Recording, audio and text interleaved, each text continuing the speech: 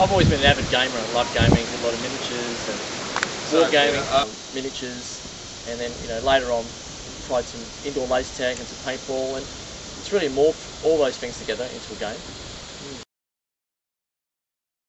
Well, by 1999, we started to run games, actual games. We developed enough equipment to go and run games, and that was just in Cairns locally.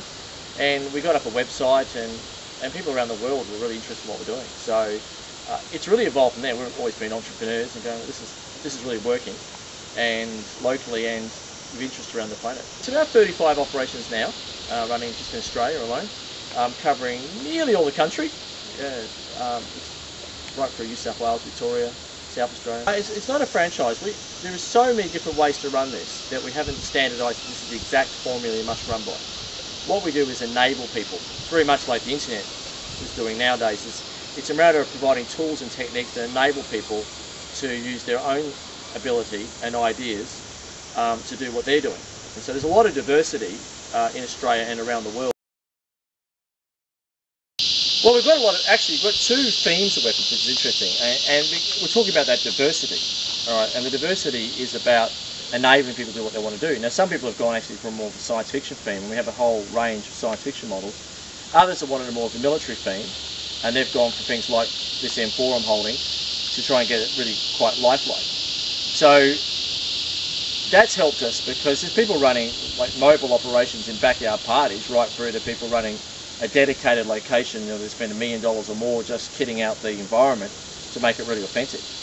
So we've had to be really flexible to just enable those people to do that around the world.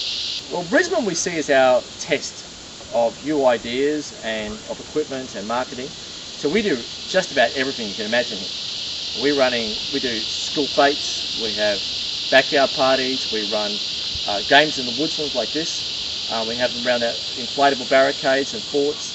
We do quite advanced team building exercise. Team building actually has two aspects, and we do both. We do the live action role play, which we talked about, but we also do a lot of team corporate fun, and that has its team building aspect as well, because it's a great icebreaker. People naturally start communicating just playing even one of our simple games.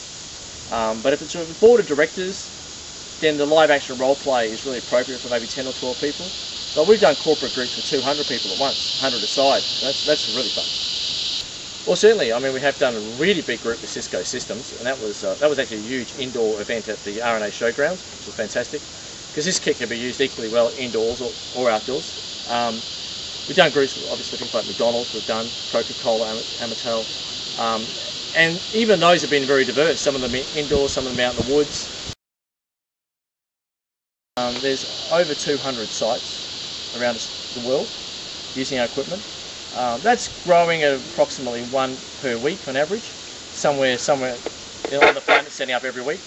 So that's pretty cool. And the sites are harder to find. Some of them are fixed sites and others are mobile. So some are indoors. I think we can do a lot more, and I feel creatively challenged. There's still a lot of we can do in terms of game systems, in terms of locations and props and scenarios, that I'm still inspired, and we've got a lot more ideas to come.